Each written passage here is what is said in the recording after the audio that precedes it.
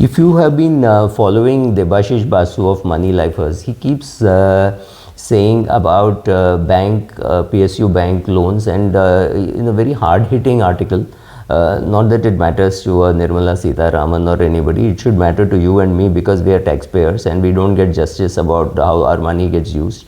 So I'm going to quote from a lot from his article, and where largely said, yes, Nirmala Sitharaman gets up in parliament and says 10 lakh crores have been written off. 10 lakh crores, the number of zeros divided by the number of taxpayers. That's the kind of money each one of us have lost, and it is going to hurt us simply because last week we all paid our advance taxes very dutifully, and we know if we pay short, we'll pay interest. If we pay more, we will not get any interest. We have accepted these facts of life. What happens is most PSU banks, when they lend, or let me put it the other way, most of the bad debts which arise in banking arise from the PSU banks. So there are banks like HDFC Bank who will say, oh, this is a political party, we will not lend. This company is backed by this political party, we will not lend. They are very clear in the choices that they make. They will not be very careless about to whom they lend, because the losses have to be borne by their shareholders, and shareholders can punish you very heavily, right? If a HDFC Bank were to lose money, its PE would change, its price to book value would change. People would say, oh, see, this is what happened. They don't understand risk the way they used to understand 5 years ago, 7 years ago, whatever.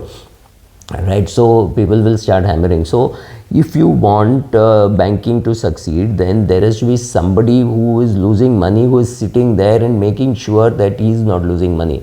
If I am I remember one of the bank promoters, I think Uday Kotak, when somebody asked him in an interview, it was a job interview, he said, what about NPAs? He said, look, half the bank belongs to me. This was long back, he had 50% stake. So every rupee that I lose, I am losing 50 paise, which is the attitude to have as a banker. Why is he a successful banker? Why is Mr. Deepak Parekh a successful banker? Because these people guard the assets of the organizations they run in a very, very strong way, because they identify themselves as promoters.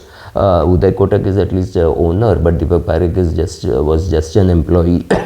But he brought that attitude, Aditya Puri brought that attitude, because they knew that the losses belong to the shareholders. Now what happens in the PSU bank? The losses belong to not to the shareholders, yes, to the shareholders, but more to the taxpayers. Who is the shareholder? The shareholder is the government of India. You and I own shares, yes, we own 100 shares. Who owns 99,999 shares? It is the government of India. So who runs these banks? Government of India. These are employees. Do the employees have any incentive to lend successfully? No. Does it hurt them if they make losses? No.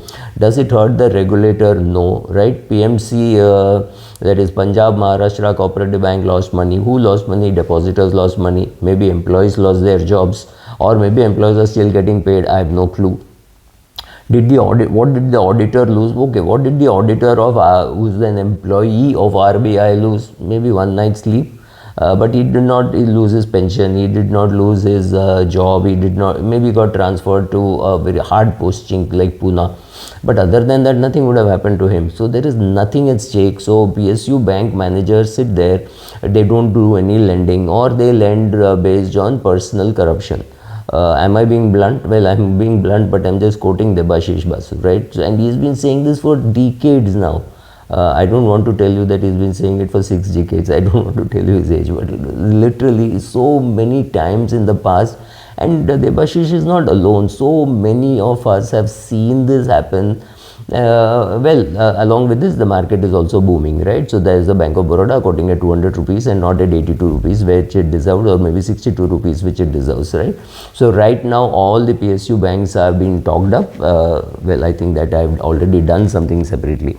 Now, every RBI governor, whether he's a great RBI governor, an intellectual RBI governor like Raghuram Rajan, who is now telling us how to run the country, everybody tells you, oh, we don't have enough bankruptcy laws, we don't have, and we have this, the PSU employees are worried about CVL, we could be prosecuted by them. I don't think that is the genuine reason. The genuine reason is you can be a PSU bank employee, sit there, lend money to the Choksis of the world. When you look at the number of people who have been lent to, these are not people to whom the markets will even give 1 rupee of respect, right? So if a good company goes for a loan, it has so much of scrutiny to be done that they will not get a loan. In fact, I remember one banker telling me that he was lending at very low rates to the Tata Group. So I said, why are you lending at such low rates? You will never make money. He said, no, I'm protecting the bank's money, because if I don't lend this 200 crores, this was 1989, 90. If I don't lend this 200 crores to the Tata Group, my boss will go and lend it to somebody else and the bank will lose. So here I'm not just protecting, I don't care about my margins, I'm protecting the capital, right? So this 200 crores will definitely come back. Even if it comes back at 6%, that's okay. It's better than lending to some other group which he mentioned, big page 3 group, and said if I were to lend to them at 9%, I'm sure I'll get 9% in the first year. In the third year I would have lost the money. So I don't understand that. I'd rather understand this. So this is how bank managers used to work. They continue to work. Amidst all this, what changes? I have no clue. I have no clue why PSU banks are high, because you can't compare the State Bank of India price to book ratio or give it a better P than what you're giving an HDFC bank. You just can't compare. Can you say, what about SOPA, sum of parts valuation, SOPV, that the credit card company is listed separately, mutual fund, insurance will all be listed separately, so therefore it adds value? Yes, it adds value. Will the market discover it? I don't know. Will they come out with saying, oh, we so and so ran away and we lost another 23,000 crores? The market punishes you much more than that 23,000 crores. If you are a shareholder, you have to be worried. You have to be worried as to why these shares have been talked up, because last 10 years it has given no return and the last 1 year it has given a return. Is somebody talking up the PSU shares? Are all PSU shares being talked up, including PSU banks? Is somebody trying to sell PSU shares to you in 2023 before the 2024 elections? I don't know. You have to answer those questions. The questions which I am trying to ask is the same thing which Debashish Basu is asking, as to why is it that so many RBI governors, ministers of finance have not spoken about this unholy nexus between the people who check your books, who audit your books, the businessmen, and the PSU banks and the regulators, some kind of a holy nexus where these things don't come out. And when you see the list of defaulters, these are people who will not be able to raise 1 rupee if they were listed on the stock exchange. So can the RBI tomorrow say that any company which requires more than 5,000 crores of working capital should raise 25% of its money from the market? So what will happen? Larsen and Toubro, Tata Power, Supreme Industries and Coromandel International will all go and raise their own bonds. Does it make sense? Yes, it makes a lot of sense, because today today mutual funds are sitting with a lot of money. Maybe it's in equity, maybe they'll get it in debt. Maybe we will start getting a 15,000 crore per month SIP into debt funds. They've not been marketed well in India, and therefore maybe they're not attracting enough money. It is easy to say there are so many bank deposits. If we starve the banks of deposits and we start putting money into the hands of mutual funds who insist on rating and get better quality of paper out in the market, and if Larsen and Toubro, let's take an example as a 30-year paper, 25-year paper, 20-year paper, 18-year, 15-year, we will have the Larsen and Toubro yield curve. All this is good, right? Or maybe I'm digressing, but if we can do all this, we can reduce our dependence on banks, and banks can reduce their dependence on deposits. So if we withdraw money from the bank, we will be able to improve the banking. Sounds very odd, but okay. One more thing is, while all the time bankers, he talks about Raghuram Rajan saying he blamed groupthink and herd instinct of bankers, and bankers were chasing the businessmen 2006 to 2008 boom with their checkbooks, and that's why we lost money. So what happens is, you take one case of, say, Mehul Choksi and say, oh, he ran away so we couldn't collect.